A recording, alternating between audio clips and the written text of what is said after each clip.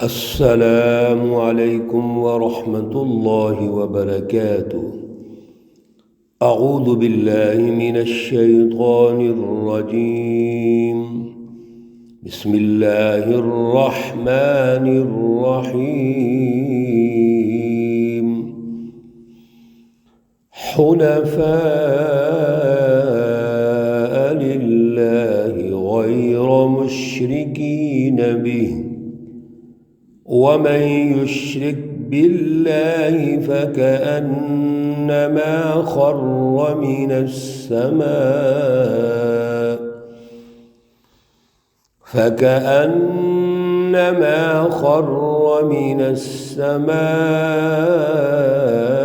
فتخطفه الطير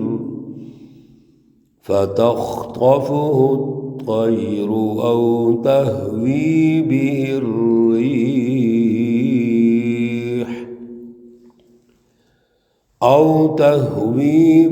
الريح في مكان سحيق۔ صدق الله العلي العظيم۔ اللهم صل على سيدنا ومولانا محمد النبي الأمي وعلى آله وأصحابه وبارك وسلم وصل عليه۔ معزز بھائیوں، بہنوں، عزیزوں، دوستوں، ساتھیوں، سورۃ الحج ہے۔ آیات مقدسہ نمبر 31، 32، 33 ہیں، پارہ نمبر 17 ہے۔ اللہ رب العزت ان آیات کا فہم اور شعور عطا فرمائے اور عمل کی توفیق اور صلاحیت عطا فرمائے۔ گزشتہ درس میں اللہ کا گھر بیت اللہ شریف اور وہاں پہ جتنے ہم مناسک ادا کرتے ہیں ان کا بالاختصار تذکرہ ہوا تھا۔ ابراہیم علیہ السلام نے اللہ کا گھر تعمیر کیا، حج کے لیے لوگوں کو دعوت دی، اور اب اس کی کوئی تعمیر و تشکیل کے بعد اللہ نے عبادت کا مرکز بنا دیا۔ عبادت کا جو مرکز ہے وہ پاک اور صاف ہونا چاہیے، ہر قسم کی نجاست سے پاک ہونا چاہیے۔ وہ بتوں کی نجاست ہے، خیالات کی نجاست ہے، اس میں شرک شامل ہو جائے، بدعات شامل ہو جائیں، غلط رسم و رواج شامل ہو جائیں، تو اللہ نے حکم دے دیا کہ فَاجْتَنِبُوا الرِّجْسَ مِنَ الْأَوْثَانِ، ہر قسم کی گندگی سے اس کو پاک کیجیے۔ ایک اور گندگی ہے جو ذہنوں میں اور زبان پر موجود ہوتی ہے، جس کو جھوٹ کہتے ہیں۔ اس گندگی سے بھی دور رہنا ہے۔ وَاجْتَنِبُوا قَوْلَ الزُّورِ، یہ اللہ کا گھر ہے، عظمت والے کا گھر ہے، لہذا یہاں پر ہر قسم کی ذہنی، خیالاتی، قلبی یا ظاہری کوئی بھی نجاست ہے وہ دور ہونی چاہیے، اور اللہ کے گھر کی اور اس کی جتنے بھی احکامات ہیں ان کی دل کے اندر قدر و منزلت ہونی چاہیے، ان کی تعظیم ہونی چاہیے۔ اور اللہ رب العزت نے جو شیڈول دے دیا ہے حج کا اور ایام الحج کا، ان ایام پر اللہ کا ذکر کرنا، اس کی بڑائی کرنا، یہ بڑی فضیلت کی بات ہے۔ اللہ رب العزت پھر ایک نئے اینگل سے، نئے انداز سے ہمیں دوبارہ یہ بات سمجھاتے ہیں کہ اللہ کے گھر میں حنفاء للہ، ایک اللہ کی طرف ہو کر رہو۔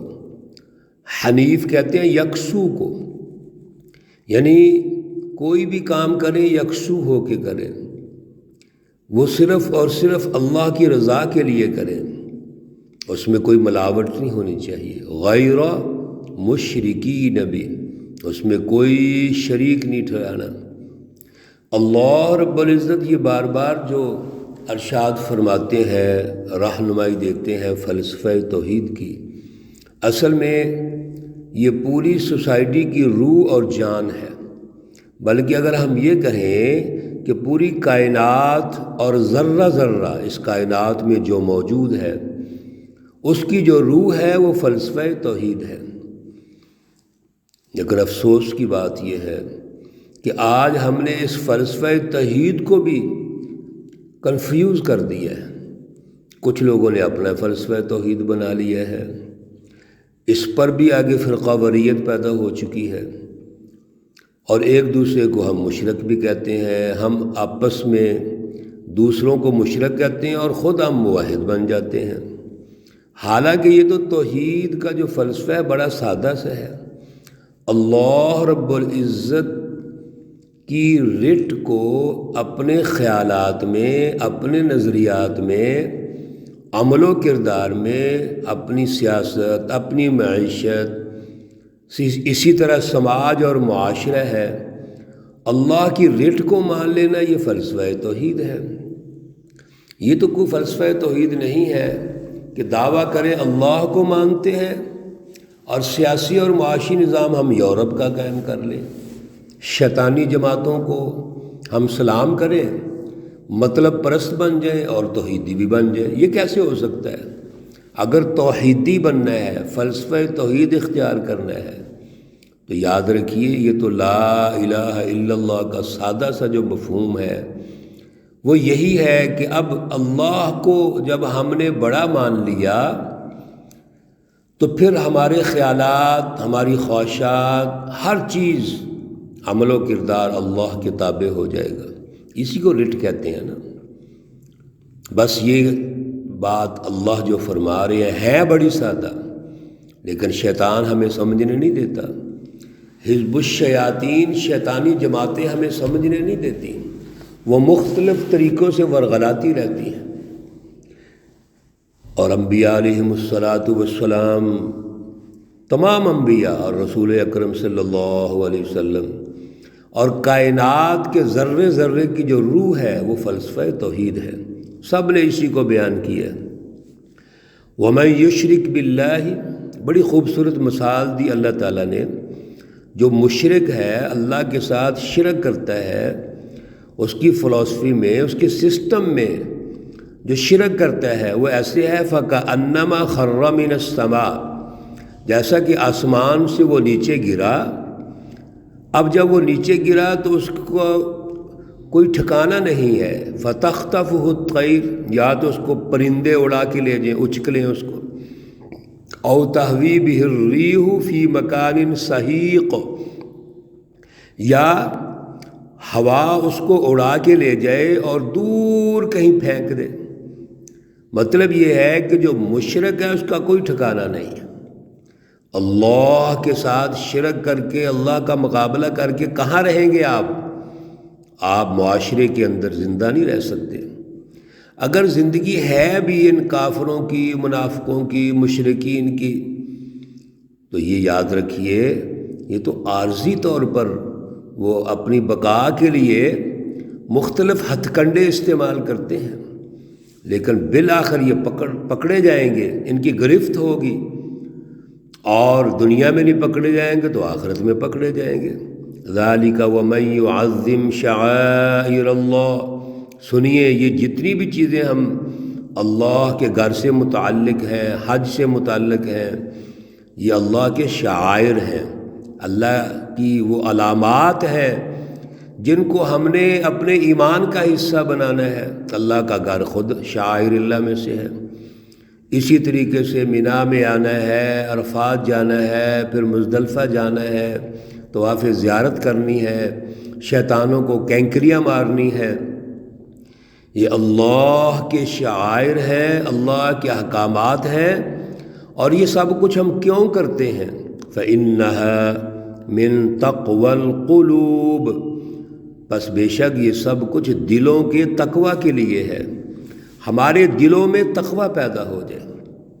تقوی کیا ہے؟ اللہ کی محبت، اللہ کی رضا، اللہ کا خوف، اور جب اللہ کی رضا، اللہ کا خوف اور محبت دل میں ہوگی، میرے عزیزو یاد رکھو، پھر کسی اور کی محبت نہیں آ سکتی، پھر اللہ کی محبت ہی ہے۔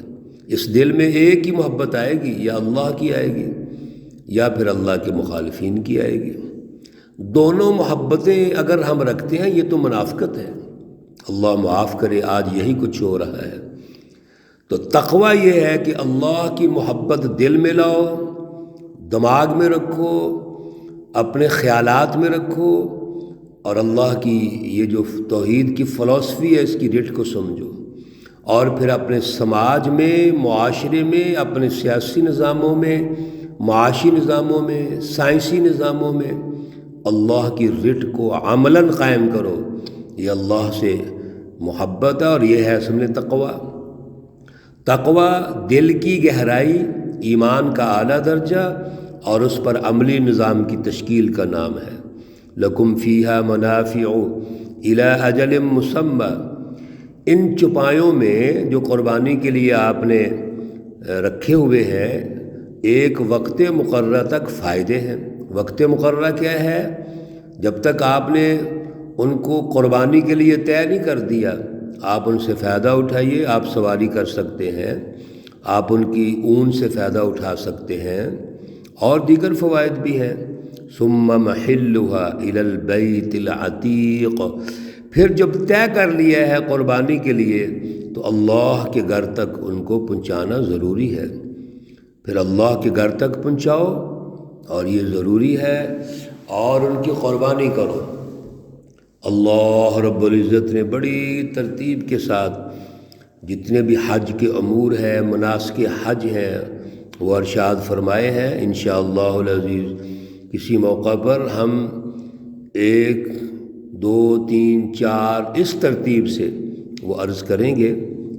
یہاں پر اللہ رب العزت نے اپنے گھر کی مرکزیت بیان فرمائی ہے، اور پھر اس مرکزیت کے ساتھ کچھ امور ایسے اٹیچ کر دیے ہیں جن کا کچھ نظریات سے تعلق ہے، فلسفہ توحید سے تعلق ہے، کچھ عملاً اس کا جو پریکٹیکل حصہ ہے، اس کی جد و جہد ہے، اس سے تعلق ہے۔ اللہ رب العزت نے چند چیزیں وہ ارشاد فرما دی ہیں جن کو ہم نے سمجھنا ہے، ان کی اپنے دل میں تعظیم پیدا کرنی ہے، حرمت پیدا کرنی ہے، اور سب سے بڑی بات آج کے درس میں تقوی ہے، دلوں کا تقوی۔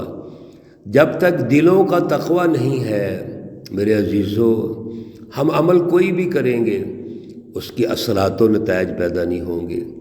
اس لیے قلب کا تقوی، دل کا تقوی، دل میں اللہ کی پہچان، شعور، دل میں اللہ رب العزت کی محبت، اس کا خوف، جس کو ہم فلسفہ توحید کہتے ہیں، اور پھر اس کی رٹ معاشرے میں قائم کرنا، اصل میں یہ دل کی پاکیزگی ہے، دل کا تقوی ہے۔ اللہ رب العزت ہم سب کو عطا فرمائے۔ بہت خوبصورت دعا ہے اور بڑی عام دعا ہے حضرت ابراہیم علیہ السلام کی، اور ہم ہر نماز میں یہ دعا کرتے ہیں۔ یہ ہمیں یاد کر لینی چاہیے اور شعور کے ساتھ دعا کرنی چاہیے۔ رب اجعلنی مقیم الصلاۃ ومن ذریتی ربنا وتقبل دعاء ربنا اغفر لی ولوالدی وللمؤمنین یوم یقوم الحساب۔ انشاءاللہ العزیز اگلے درس میں اس کا ترجمہ بھی عرض کریں گے، اب وقت زیادہ ہو گیا ہے۔ یہ دعا بڑی پیاری ہے، اور اس میں والدین کا ذکر ہے اور کچھ فلسفی ہے جو اللہ نے بیان فرمائی ہے۔ اللہ رب العزت عمل کی توفیق عطا فرمائے۔ اللہ رب العزت تمام مرحومین و مرحومات کو جنت الفردوس میں اعلیٰ مقام عطا فرمائے۔ اللہ رب العزت تمام بیماروں کو شفائے کاملہ عاجلہ مستمرہ عطا فرمائے۔ ربنا تقبل منا انك انت السميع العليم وتب علينا انك انت التواب الرحيم، وصلى الله تعالى على النبي الأمي محمد وعلى آله وأصحابه أجمعين برحمتك يا أرحم الراحمين. السلام عليكم ورحمة الله وبركاته.